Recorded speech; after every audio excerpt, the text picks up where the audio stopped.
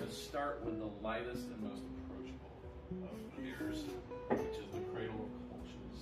And it's brewed there to this day. And Cologne is famous for their Kolsch's. Yeah, and you can give it a smell first. Yeah. Yeah. I'll look, yeah, that's right. Good. And so this might be called a Czech lager, also, if you've heard that term. That one's good. That one's good. There we go. Ales are typically what, 3 weeks, 4 weeks? Yes. Right. And then the Pilsner can be what, 6 weeks? 6 to 10 weeks. Right. Because there's nowhere to hide with the Pilsner. You can't hide your flaws in the process. During the pandemic, the founders would get together and just have a Zoom call where we would forget about the pandemic and buy the same beers and then drink those beers online together. We called it Brew Hugs, was the Zoom. And that's where it just sort of stuck. So an IPA, going way back, was a style that was invented. You even know what IPA stands for? Indian Pale Ale? Yep. India Pale Ale. Yeah. India Pale Ale. So back when India was a colony of the British Empire, they would send ships from England to India. But you have to go, at that time, you had to go around the Horn of Africa, right? You have to go all the way down and around. We kind of took that and even dialed it up a few notches, right, as Americans did. Probably in large part because we grew so many hops, especially in the West Coast. So when you smell it, it's very, very, very fruit fragrant.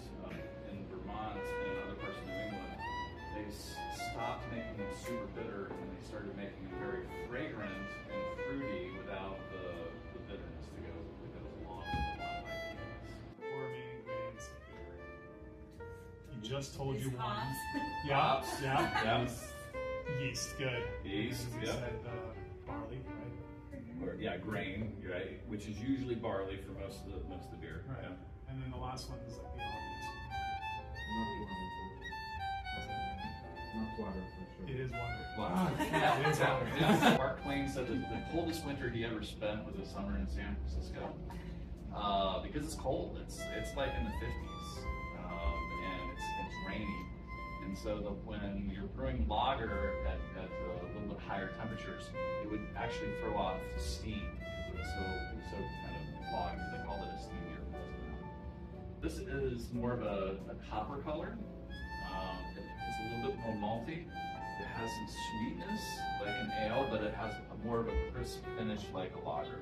Particularly for the Bee Festival this coming weekend. It's called as Hive Mind. We put honey in it for the Bee Festival, and that hibiscus would balance out the honey, because honey sweet hibiscus has sort of like a tart finish, and it would give it a little bit of color to it. It's like pinkish hue or something. Cider is without grain, right? So Exactly, it's a great question. That's the only. It's a whole different process, right? So there's no, like when you brew beer, there's a hot side and a cold side. With cider, there is no hot side. Is you take apple juice, you add yeast, No hops. no, some add hops, but that's very rare. And so then you can add whatever you want to that base, right? So you can add pear juice, you can add boiled water, hibiscus and water, you can add honey. You can do anything you want with that base. And so the honey in there is from 2 types of honey. One of them is from the Oxford area, and another one is from Cincinnati. Xavier University has a program there where they make honey with bees. Well, yeah, so taste this one. This is our final one. This is the dessert.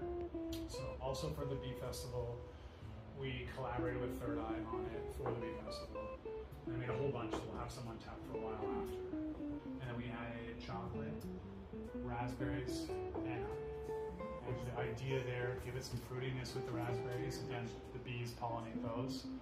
And then there's some tartness to the raspberries, so balance that out with the sweet honey. And So you have to base milk stout, right? So it's just like this without the raspberry, chocolate, and honey. Created basically a Slurpee of chocolate, raspberry, and honey. Insane amounts of it too, by the way. Yeah. Like I remember looking at the gallons. I don't remember what it was, but it's an insane amount of real raspberry puree. The ones that will stay on all the time will be Cradle of Kolsch's Roebucks. The Cradle of Kolsch is very approachable, easy to drink. It's also, I think, a good style even for people that drink a lot of craft beer because it's interesting enough, right? Coming up with a name and concept was really challenging, especially because we had 5 people involved. The brewer of Chateau Gris said, I've got this idea, something called the Feast of Fools.